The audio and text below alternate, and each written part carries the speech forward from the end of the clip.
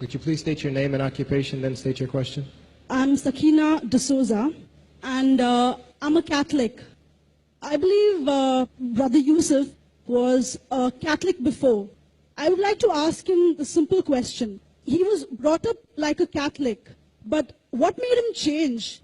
Doesn't he believe that the Messiah is true, or did he ever feel that the religion, Catholic religion, has not brought up any Messiah and the Bible is false? I would like to just know what that means, because he said he was a Catholic before and now he has become a Muslim. What made you change? What was that storyline before? Doesn't he believe that there is a Messiah, or the Messiah had come, saved us, died on the cross? Thank you very much for a good question.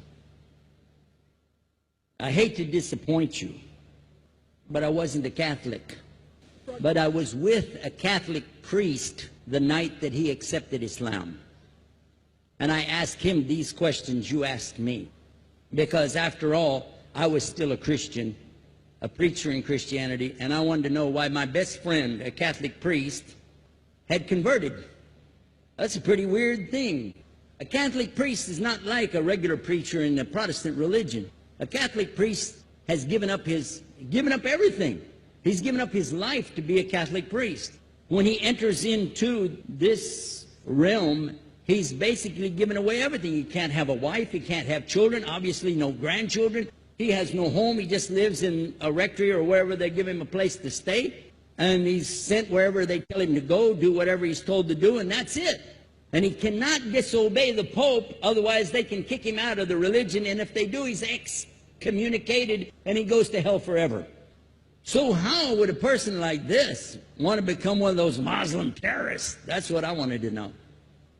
He explained in a very few beautiful words something that I came to learn for myself.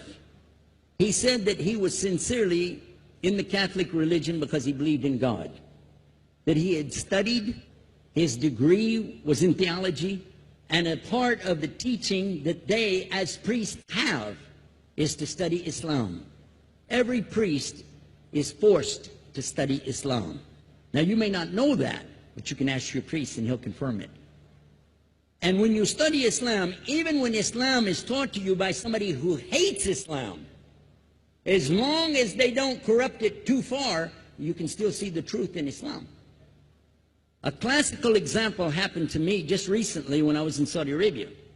A friend of mine, very old copy of one of the first Qurans ever translated to English by George Sale. George Sale hated Islam, he hated the Muslims, but when he translated the Quran to English, he was true to the text of the words. Although maybe not getting all the meaning, he certainly was true to the text of the words. I was shocked when I read it. Have you seen it? You know what I'm talking about? Amazing. And listen to this. George Bernard Shaw, for instance, is one of many, a long list of people who read this and realized the truth of Islam. When people see the truth of Islam, it can change them if they want to be guided. If they want the truth, it can change them. You might think, I'm a Catholic, I'll never be anything but a Catholic.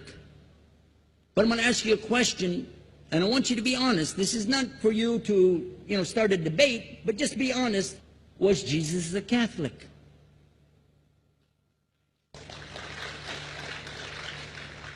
And it's not open to debate, so there's no point in opening that up, because you know and I know he wasn't. The Catholic Church was in business about 300 years before Jesus was born. It's on their website. Don't go like this. It's on their website. That's where I took it from. The Catholic Church was really started in Rome by Alexander the Great. Do you know what the word Catholic means? It means universal. It was the universal church for the Roman Empire. If you didn't join it, you could not be a Roman citizen. And it was opposed to the teachings of Judaism and opposed to the teachings of the early Christians for more than 200 and some years. And they were diametrically opposed to each other to the extent that it was the Romans killing the early Christians. Now, if you understand that, and you go to their website and read, they didn't even take over Christianity until the year 325 AD. And when they did, they changed a lot of things, again, referring to their own website. But if you want to check it in Britannica or Americana or grow your encyclopedias, go ahead and read about the Catholic Church. When, in August of 325 AD, at the Nicaea Council, they took over, first thing they said was, let's change the date of the birth of Jesus to be the same date as that of Mithras, which was the god, one of the gods worshipped there, and also the sun god's birthday was the same day, December the 25th, believing it to be the shortest day of the year. And Constantine was a sun worshiper of Sol Invictus. Go to the website, read it for yourself. There are a lot of points, but not the least of which, even today, if you go in any Catholic church, and I have, you'll see so many portraits and statues and idols and images throughout the whole place, that for the one who's never experienced that, for a Muslim who knows about these images, he'll be like, whoa, a'udhu billah. Whoa, what's this? The first time I walked in a Catholic church, I was about 10 years old. I was shocked.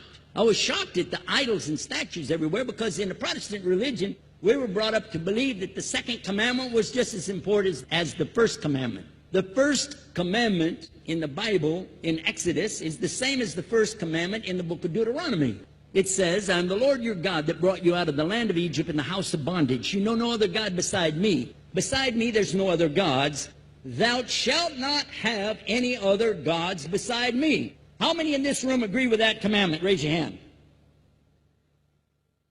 You notice the Muslims are raising their hand, because it means Ashhadu an la ilaha illallah. That's the first commandment for us as well. The second commandment you have clearly says, thou shalt not make any idol, any graven image of anything that creeps upon the earth, swims in the sea beneath, or flies in the air above. And I was sitting in a church one time, sitting there in the morning service, watching, the preacher talk. And, they go on and on and on. And sometimes you lose your train of thought. I was looking. Whoa! On the front of the podium, there was a fish. A fish.